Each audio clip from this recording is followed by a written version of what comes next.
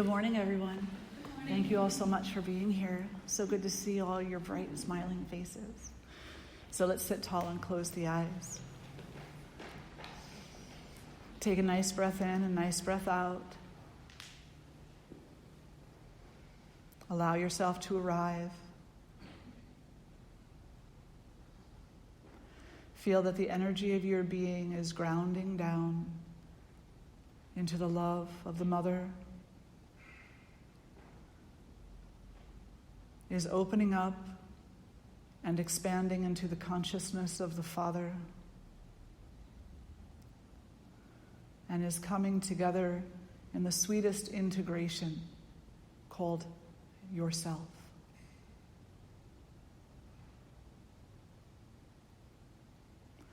And as we experience the essence of ourself, grounding down, opening up, integrating, allow yourself to travel to the very core of your being and experience the pool of peace that exists there. The pool of shimmering, shining peace. The calmness, the contentment.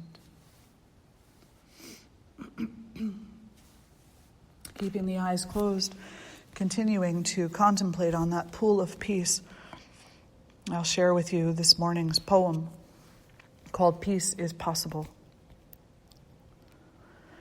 Peace is possible. It exists in the way you set yourself and others free. This is a sacred remembering, another way of being. Peace is waiting, not too far away, just around some energetic corner, behind or beneath some shadow play. Just far enough, it requires adjustments to our seeing possibility and potential, enabling kinder ways of being. War is not a spokesperson for anything but war. Put down your weapons. Hatred knows no bounds. It harms all souls, mostly the ones committing it. Hell is no place but in a heart separated from itself. I can forgive you forever, but until your self-forgiveness means more to you than your war, I can only offer you a reminder that peace is possible.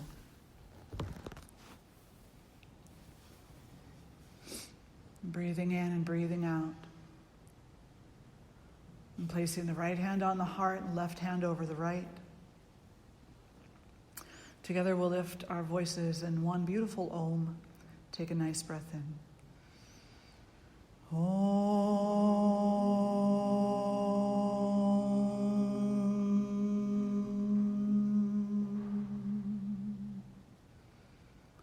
Bowing the head to the heart, acknowledging all that is. And drawing the face to center, release the hands. Welcome to today's Wisdom Circle. Welcome to everyone on Facebook. So glad that you could all join us today.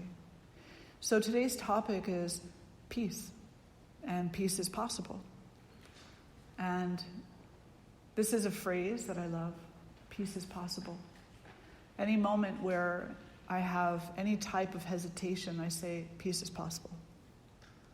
In any situation where I feel it's impossible, I say, peace is possible.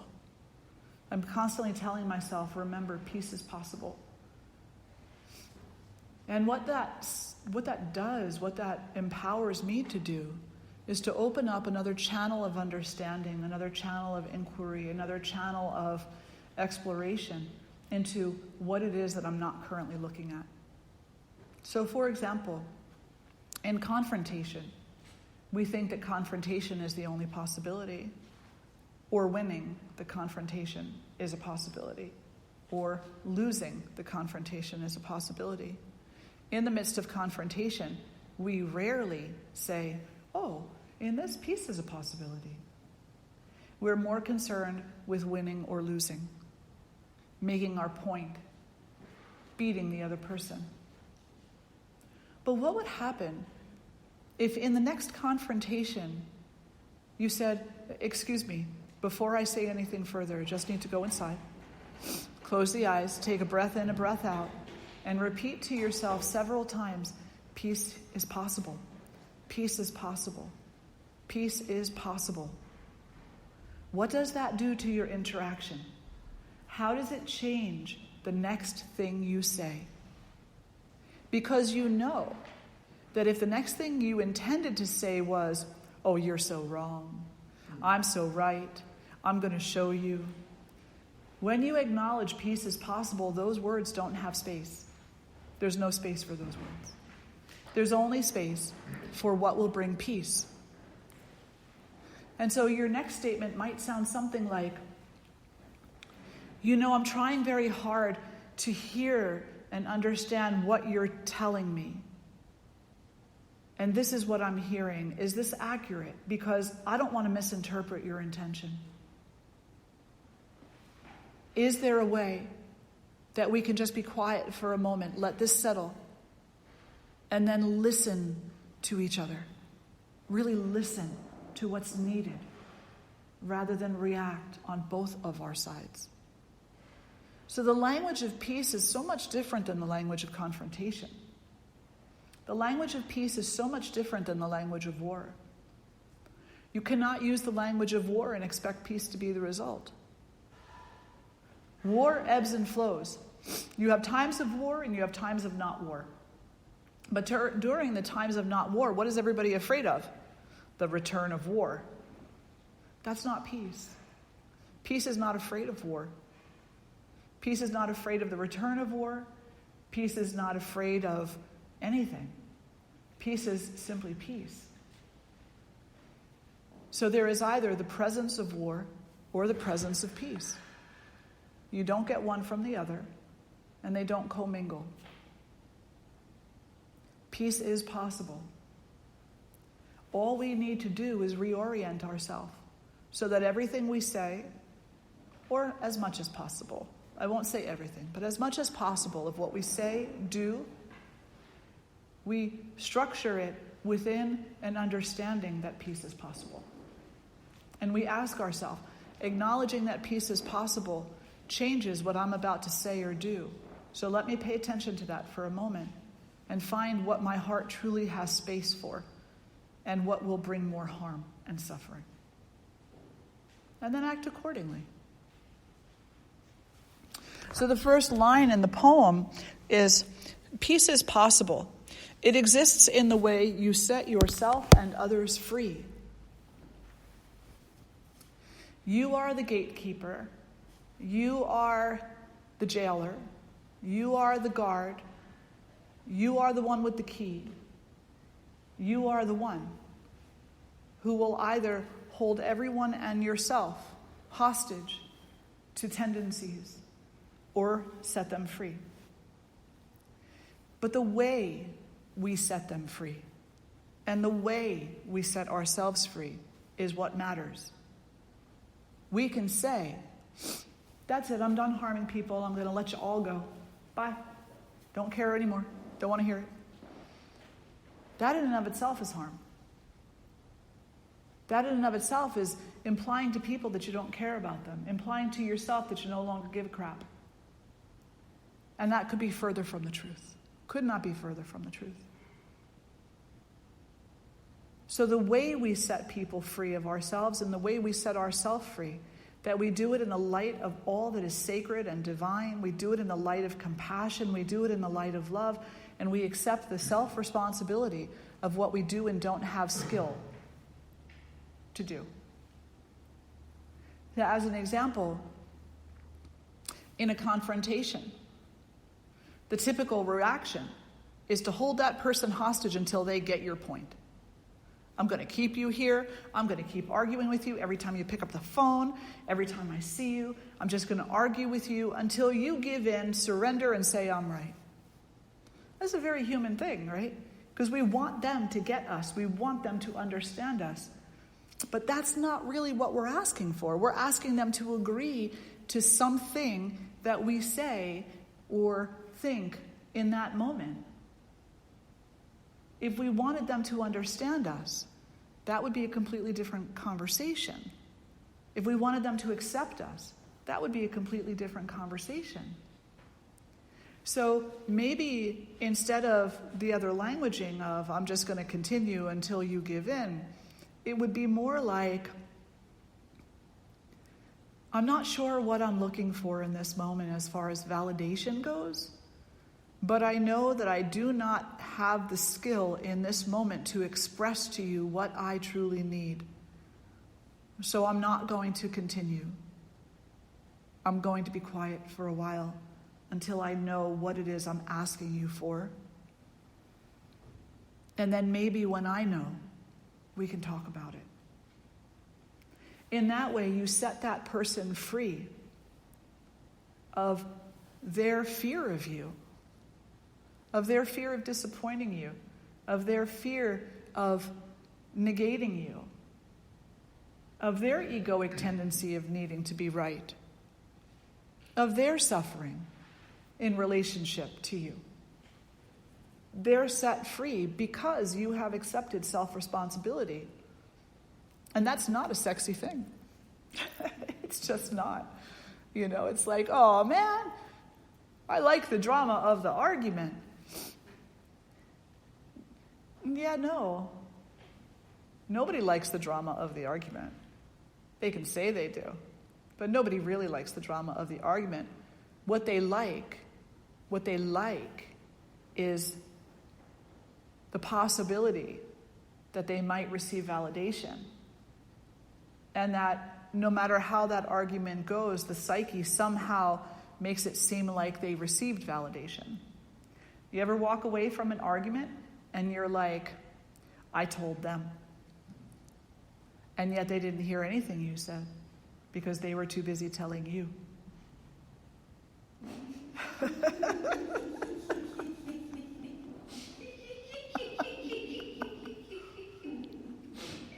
So the psyche turns it around.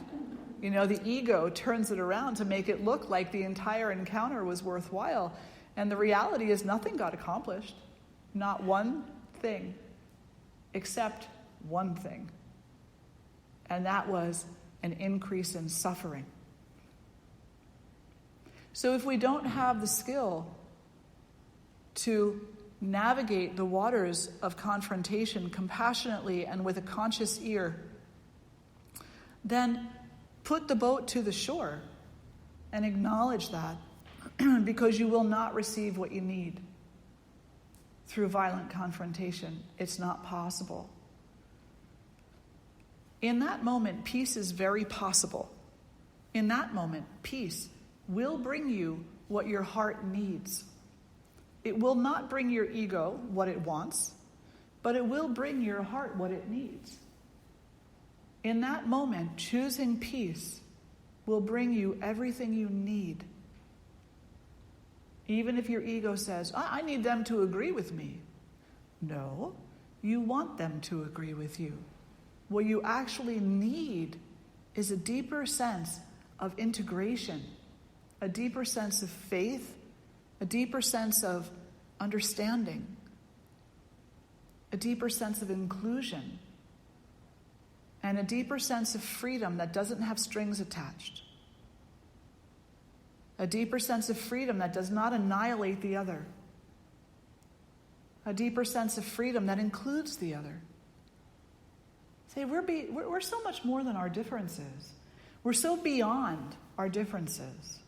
When we come into the essence of the true self, there is no difference. It's only when we get kind of stuck in this physicality and thinking that, well, my path is so much worse than yours, or my path is so much better than yours, or this is so much better, or this is so much worse, or that's so much nicer, and that's so much not so nice. It's only when we come into really grasping egotistically the essence of opposites, that's when we see difference. But the difference doesn't really exist because the opposites are something we have created. Opposites are something we've created. And they are also something that we can do without, to some degree.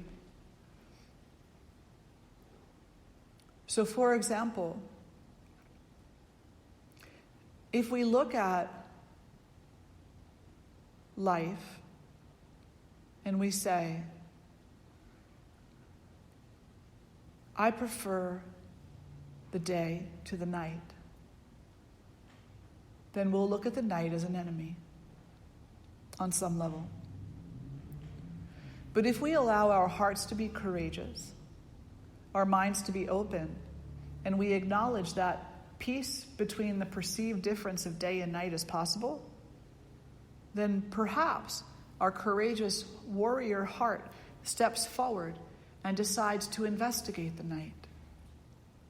Still loving the day, but also ending up loving the night. Loving both, because both have so much to offer. The day has the beauty of everything we see. The night has the beauty of everything we don't. The day has the beauty of the sunlight and the warmth, and the night has the beauty of the mystery of the moon and the luminosity. The day has the butterflies and the birds. The night has the night critters.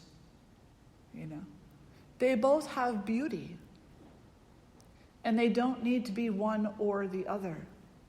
We can integrate them into a deeper, more complete wholeness and understanding. Does that make sense? Yeah. So the way we set each other free, the way we set ourselves free, without expectation and with complete self-responsibility, it's completely about you. It's not at all about the other. It's about the skill, it's about the surrender, it's about the love, and it's about the willingness that you have. Don't misunderstand that. I'm not saying stand there while someone's hurting you. If you need to back away, you need to back away. If you need to walk away, you need to walk away. But understand that you're not walking away from the person, you're walking away from the violence. Too often we think that we're ending the person in our life.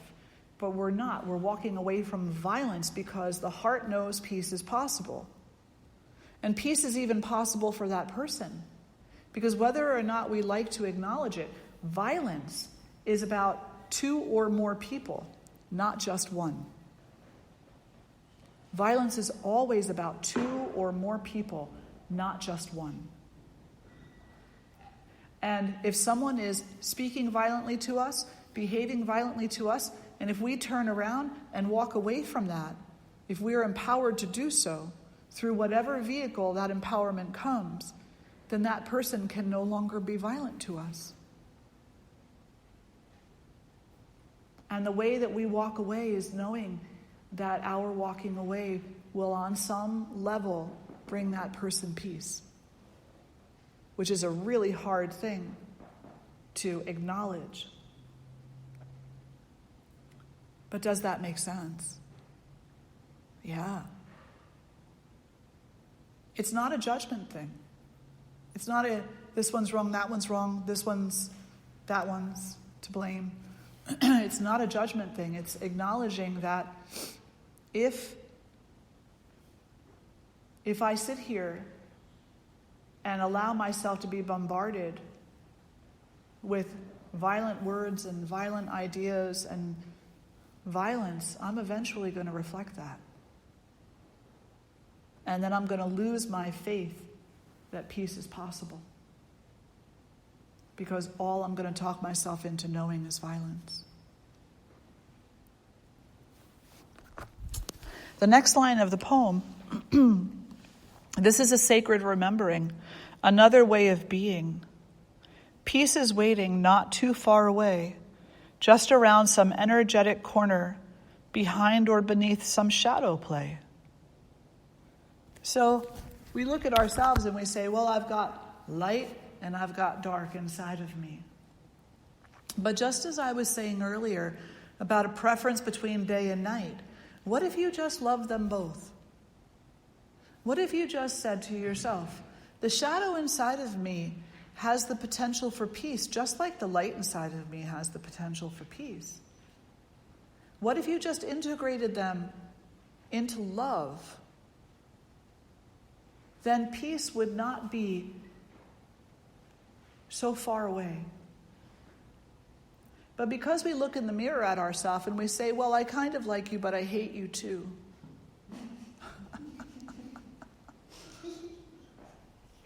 Right? I kind of like you, but I hate you. I like the light, but I hate the shadow. So I divide myself into multiple personalities.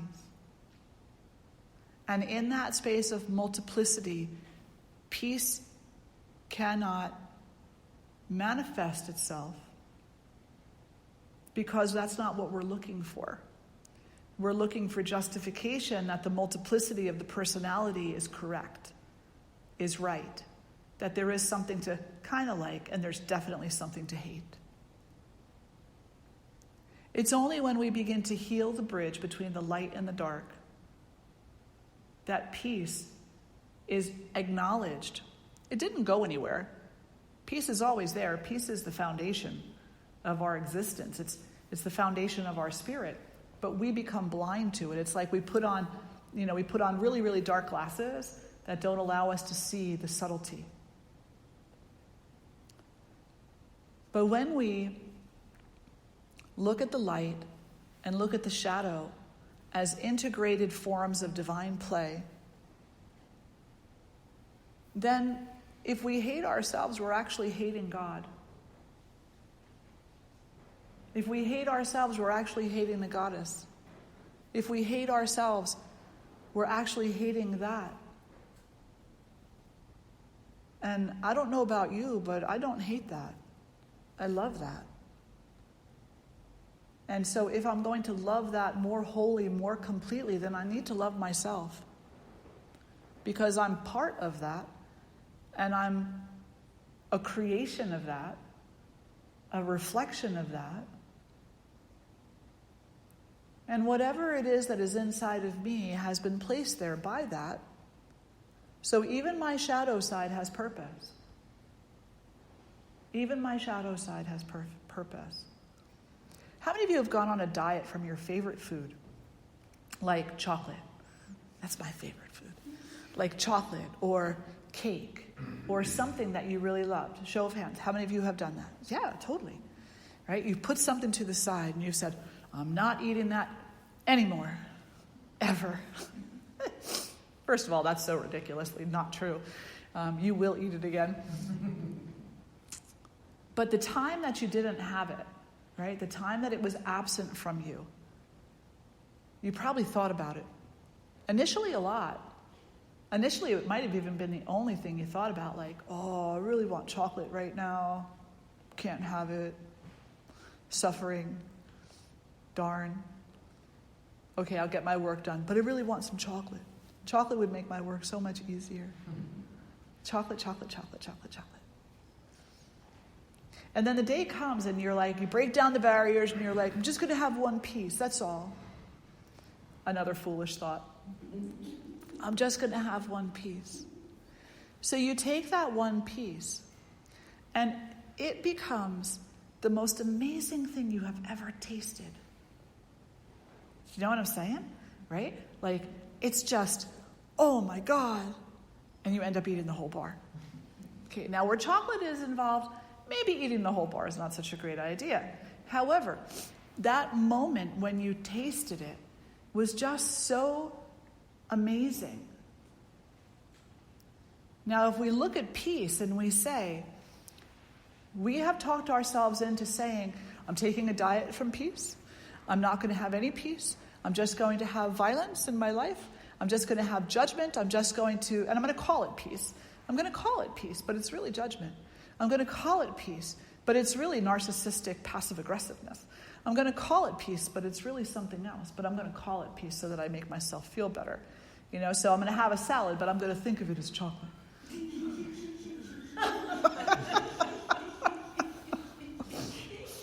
Right? Totally. I'm going to walk around with a straw in my mouth. I'm going to think it's a cigarette. Whatever it is that you've quit, that's what you've done. right? But then the day comes. Are you following me, or is it totally gone? Okay, okay. But the day comes, right? The day comes where a little thought comes through. And the little thought is, I think you're ready for some real peace, for some genuine peace. I think this might be a good moment for peace. And the experience of some level of peace in that moment is like that chocolate, is like so sweet. Your heart breaks open and says, give me the whole bar. And the ego comes and says, no. And the heart says, yes. And if you're listening consciously, the yes wins. The yes has more power than the no. And you consume the whole bar of peace, which is far healthier than the whole bar of chocolate. But then peace becomes something that is profoundly important in your life, profoundly important to your heart, to your well-being, to your health, to your wellness, to your balance, to your relationships, to everything. Peace becomes so important. And it is no longer kind of hidden behind the shadow, around the corner, out of reach. It's now right there with you in every breath, in every heartbeat, in every thought. It's what you seek, it's what you embrace, it's what you know, it's what you manifest, it's what you choose. It's peace.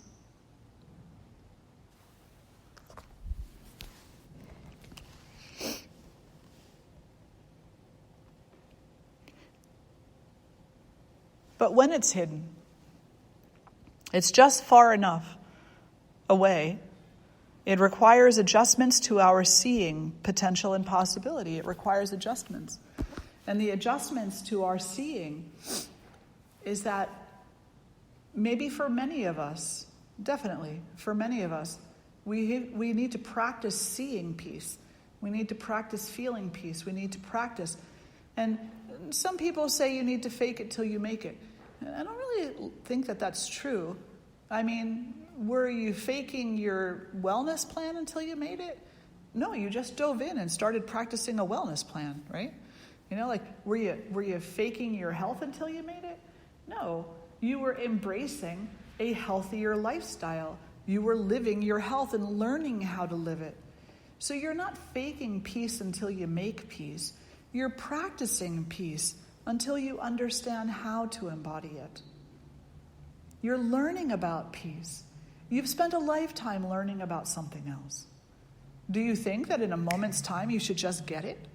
That like peace should seem like it's oh so real? No. If you are an English speaker and suddenly you're like, you know what, I've always wanted to learn how to speak French. Do you just know how to speak French? No. You have to like get tapes or, you know, a teacher, right? Someone who can teach you the language. Right? Maybe, what is that, the DVD, learn whatever language you want in like 20 minutes? I always laugh about that. It's like, yeah, learn how to say, where's the bathroom, maybe, you know? But to learn the subtleties of the language, and to learn the subtleties, you know, that takes time and practice. And so, you know, choosing peace is like choosing to learn another language. It takes time. It takes a teacher. It takes a willingness to adjust the way you see things so that you can recognize the potential and the possibility. It takes time. And I remember, you know, when I was in French class, that there would come a moment where I'd be like, oh my gosh, I finally got that phrase. Let's see if I could remember it. Nous allons apprendre le français. And then the next moment I couldn't say it. It's just like his tongue twister. It was like blah, blah, blah, blah, blah, blah, blah, blah, blah. Like Joey on Friends. Do you remember that episode? Yeah. And Phoebe's like, don't mind him, he's an idiot. So the moment comes where you have this amazing clarity and skill, and then the next moment, it's not. It's just blue, blah, blue, blah, blah. But that doesn't mean you stop practicing. When you're learning French, you accept that that's part of the process, right? That you're gonna trip it up. You're gonna jumble it up. It's gonna be a mess. It's gonna be uncomfortable. You get that. But you want to learn French, so you continue. You continue learning, trying, listening, trying again. Peace is the same. After all these years of what we'll call violence, after all these years of enculturation to dissatisfaction, we decide we're going to learn the language of peace. And it's a messy transition. And in some moments, it'll feel like you got it. And in the next moment, it'll feel like you don't got it. And don't become dissuaded or doubtful. Just keep practicing it. Keep adjusting your perception until it becomes obvious to you and you become a fluent speaker of peace.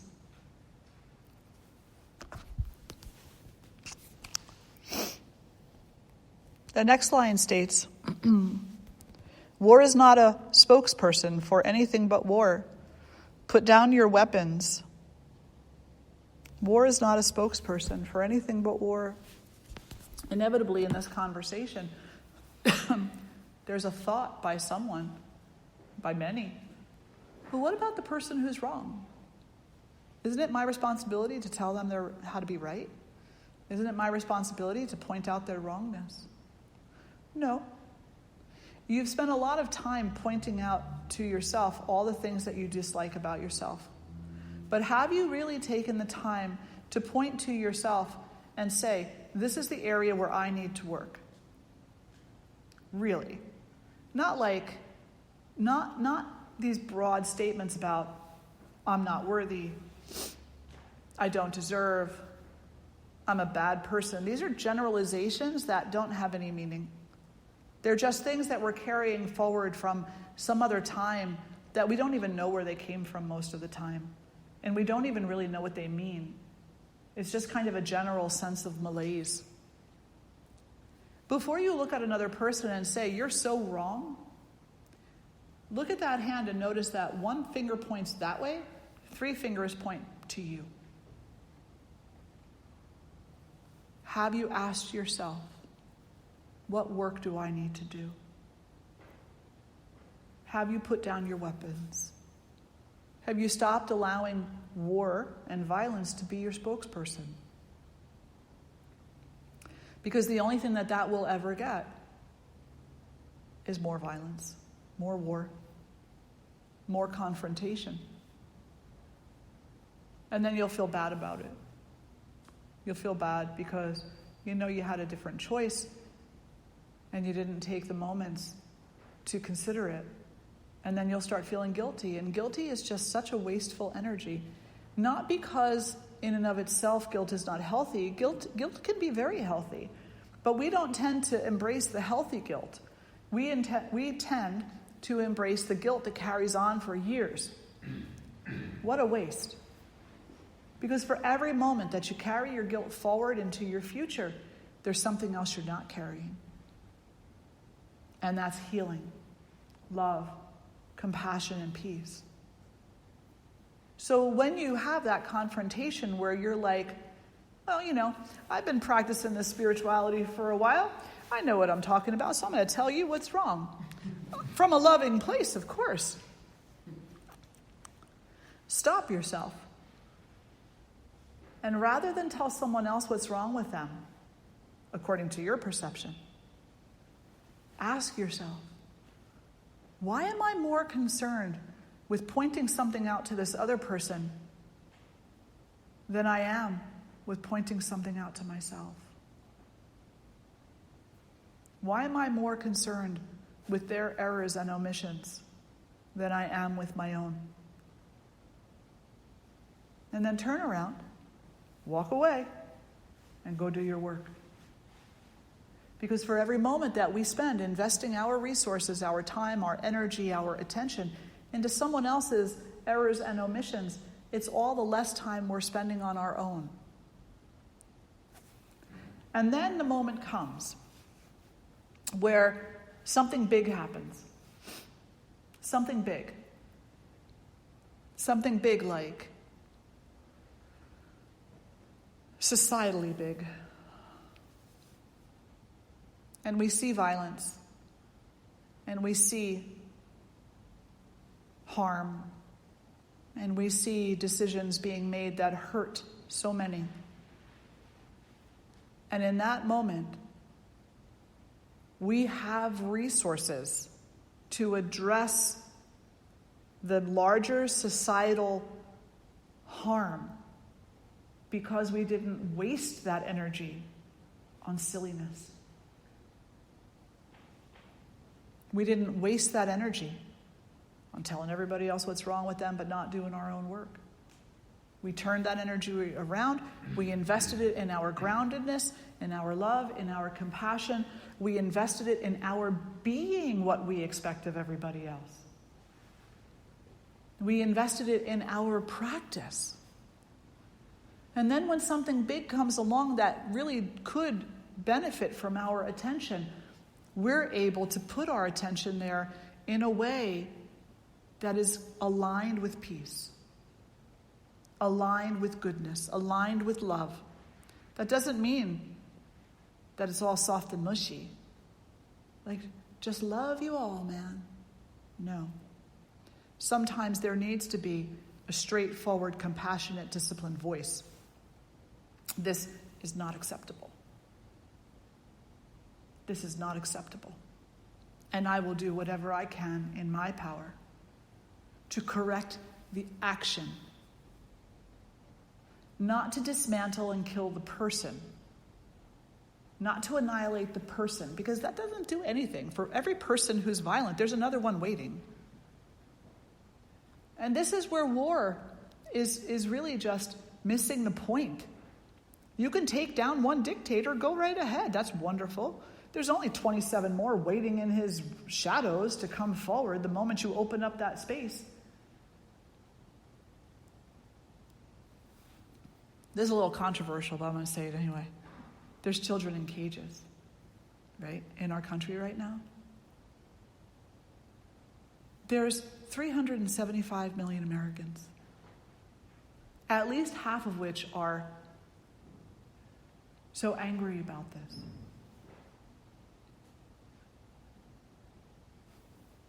So we look at this and we say, so what do we do? Well, I'm sorry, but calling Trump a bunch of names and saying how many politicians are crooked and are tending toward pedophilia and don't care about life, and it doesn't make a difference. It changes zero. Talking amongst your like-minded community about how suck-ass these people are means nothing. Zilch. It's not the person, even though the person is the one who put it into play, it's the action. So you meet one action of hatred with an action of love, a huge action of love. If all the people who were really angry, and here's an idea, so I challenge everybody. If you all show up here next week, next Sunday at 10:30, we'll all go. I want at least 100,000 people out on that front lawn, ready to go down and free those children, please. 100,000 people. If 100,000 people show up on our front lawn next Sunday at 10:30, we will all go and free those children. We'll peacefully walk through the gate and say, this is not acceptable. We love you all. This is not acceptable. Do you think there'll be 100,000 people on the lawn next week? I don't know. We'll find out, won't we? I hope so. I hope there's 375 million people on the lawn next week. I don't really know where they're going to sit. That's cool. But do you see what I'm saying? Like, we exist in numbers. And we don't have to settle for the violence of our language. We can take the love of our heart and put it into action. We can come together and demand with a very compassionately disciplined voice change. But I'm sorry, just insulting the person who's sitting in the presidency isn't going to do that. It may make you feel kind of good for a moment, talking about what of this he is, what of that he is, but you're wasting your time. You're wasting your energy, and you are wasting your heart, because that is not coming from a place of love. It is only coming from a place of violence. I don't care what kind of person he is. What I care about is the action. And I don't care. It doesn't matter to me how many horrible names we can call him, because to me that's a waste. What matters to me is that we all get together next week and go there. So if anybody's really serious about coming here next week, message me. And we'll organize it. Did you know that there was a group of nuns? Nuns, and I think there were some ministers there too, who were all just arrested. Now there goes the primal brain. Right? There goes that reptilian brain saying, whoop, arrested. Don't think I want to go for that. But those children are in cages. And this group of nuns got together and they went and protested. And I thought it was the most beautiful thing. It's the most beautiful thing that they allowed their frontal cortex to win out. That's the rationalizer, that's the inspiration, that's the creativity, to win out over the action of the reptilian brain, which is the fear. The fear is why we call people names, because it feels like we're doing something. But the inspiration is what allows us to act with love.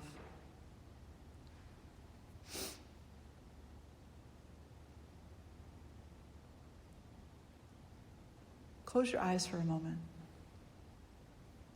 Take a breath in and a breath out.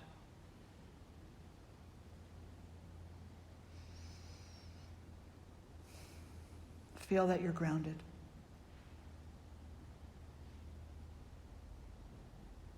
Feel that peace is the truth of your soul, the truth of your heart, the truth of your being. Remember all the times you said, I just want to be happy. I just want happiness. And recognize that empowering this peacefulness within yourself is what brings that happiness forward.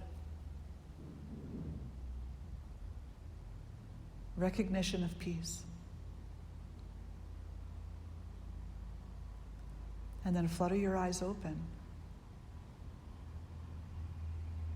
And commit yourself to the work and to the practice of stopping all behavior that is contrary to your happiness, to your peace. It's the greatest gift we can give the world.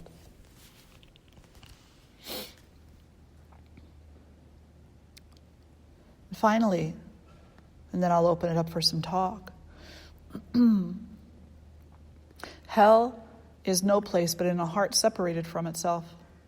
I can forgive you forever.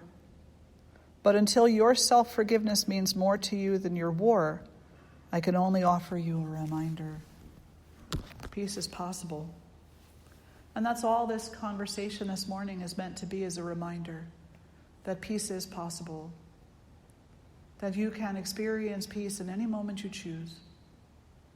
You can experience a deep inner contentment in any moment. It's up to you to stop sending all that energy out.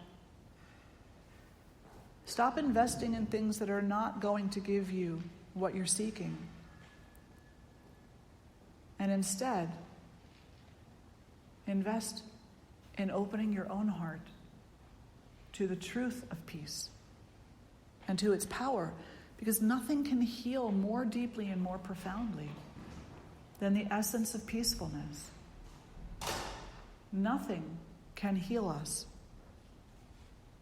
like peace, which love is part of. Peace is part of love, love is part of peace. Really, they're one and the same. Because when you are, we should all clap for that. When I used to be a waitress, someone dropped a coffee cup, we'd all get up and start cheering. So when you remember, when you allow yourself to come into the remembrance of the power of peace, the power of love, the power of compassion, you're investing in something that is so beyond worthwhile. And life becomes different somehow. You step out of the shadow and into a different light. Not the light that we so, sometimes egotistically carry around, thinking, oh, I have this great bright light. You step into a different light. The light of unity, the light of oneness, the light of the divine. And that light requires humility on our part. And inevitably, we fight that. Inevitably, we say, but I'm not ready to let go. That's okay, so don't. There's that old saying, the beatings will continue until morale improves. The suffering will go on until peace is empowered. The suffering will continue until we choose something other than suffering. And then to bring this around to the final, parts of the poem is to say that it starts with you. It starts with your perception of yourself. You need to see yourself worthy of peace, worthy of simple happiness. Not only do you need to see yourself worthy of simple happiness, but some people need to adjust their perception, the way that they see the world, so that simple contentment, simplicity of happiness is actually worthwhile. That it's worth more than excitement. It's worth more than adventure. Simplicity of happiness, a simple happiness, is worth more than drama, is worth investing in. So for some people, we need to say that we need to recognize that we are worthy of being invested in. And for others, their work is to recognize that a simple happiness, a simple contentment is worth investing in. We all have our work to do. And I have faith we'll do it. That at some point in time, we'll just come together. And we'll just be like, you ready? I'm ready. You ready? I'm ready. You ready? We're all ready? Yeah. And then it'll just be. And until then, all we can really do is remind each other. Reminding each other is different than pointing out what's wrong with a person. So please don't go to somebody later and say, by the way, what you're doing is wrong, and I can fix you. I'll just give you this reminder.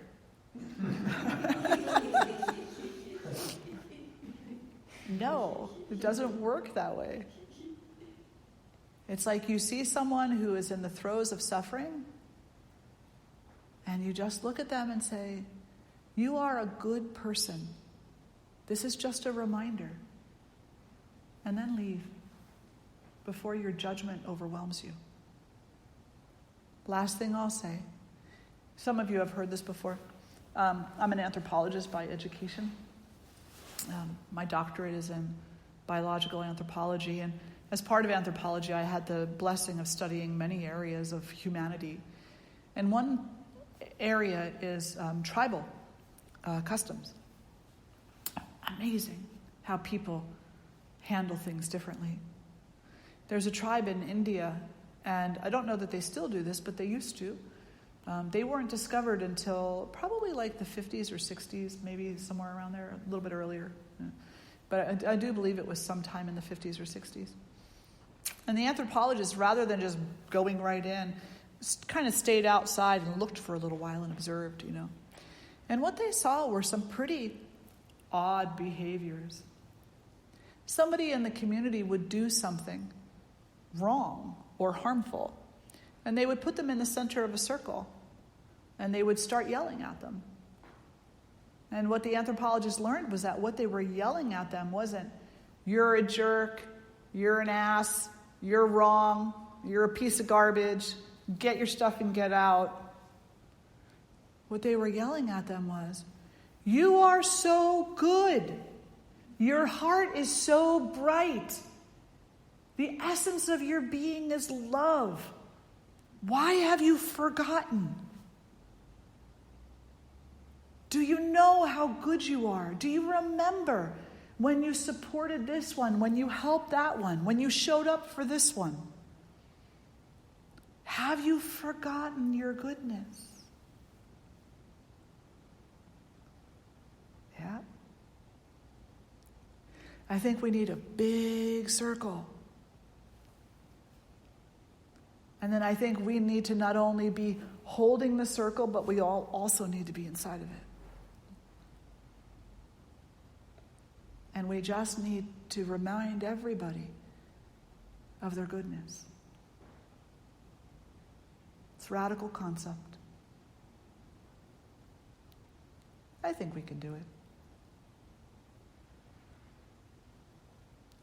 Any questions, thoughts, reflections?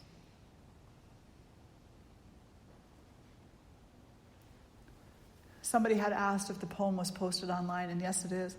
It's posted on my Facebook page, and it's also posted in the feed of the live feed that's going to be on the foundation page. So the poem is there. And I was sharing with someone earlier that I go through these different phases, I guess. I'm not really sure what to call them. There are some times where I don't feel so much compelled to write. A little something here, a little something there. And then all of a sudden it'll hit me. And some people would call it channeling, where there's so much that needs to be written that I can't write fast enough. And so I just start writing and start writing and start writing. And this is what comes through.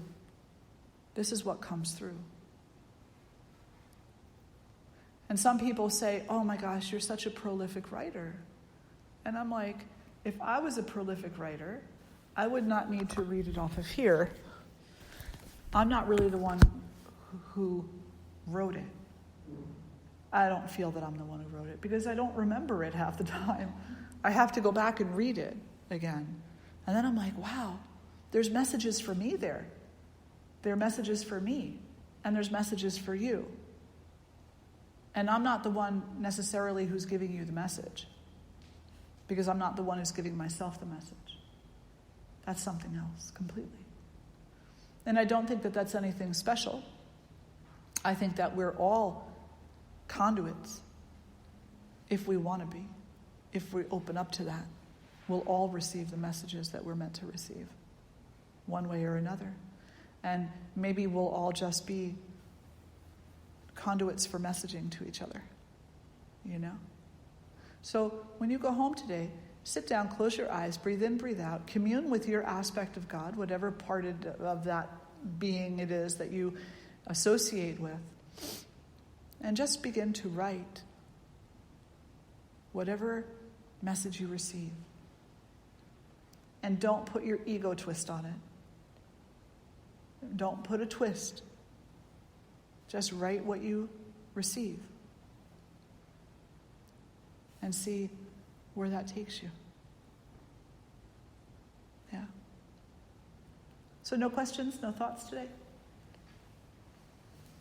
Yes. I was listening to NPR on my drive in, and there was a beautiful conversation happening about bringing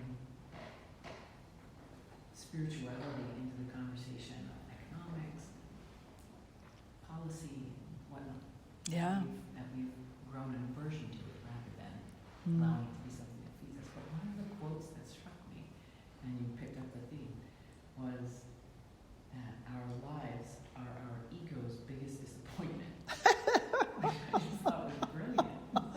It's just so true. That's fantastic, actually. Can you say it again? Our lives, our ego's biggest disappointment.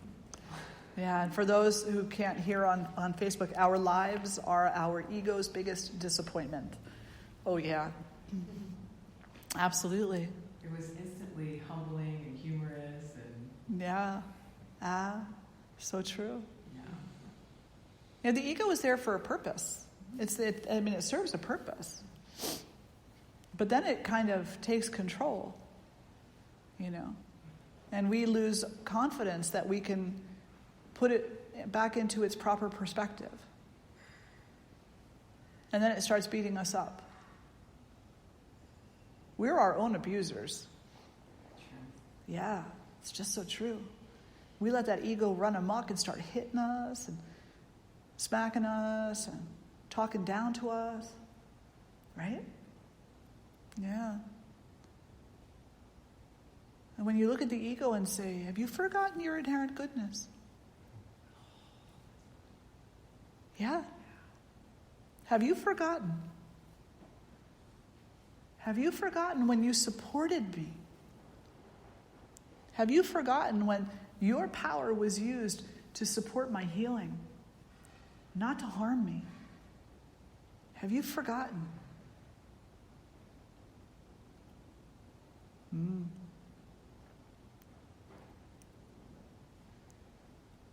Let's close the eyes.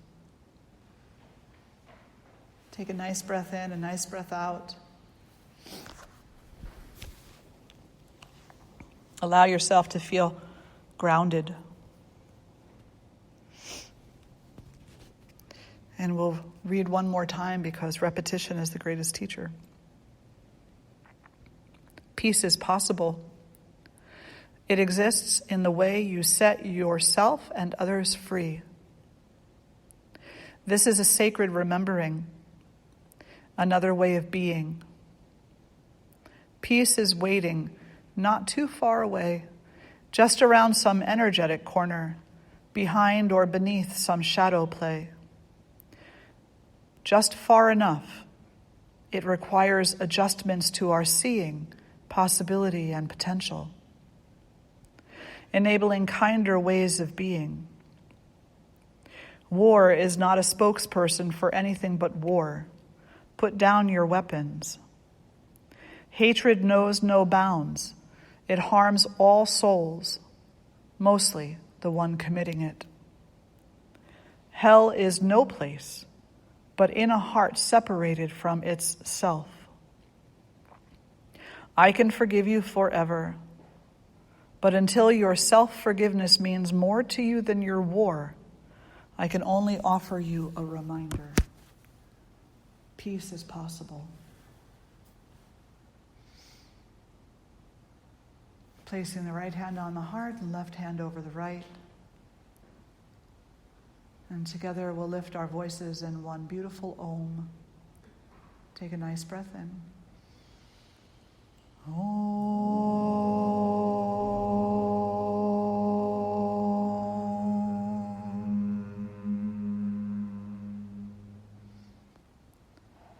And 3 Shantis. Shanti, Shanti, Shanti.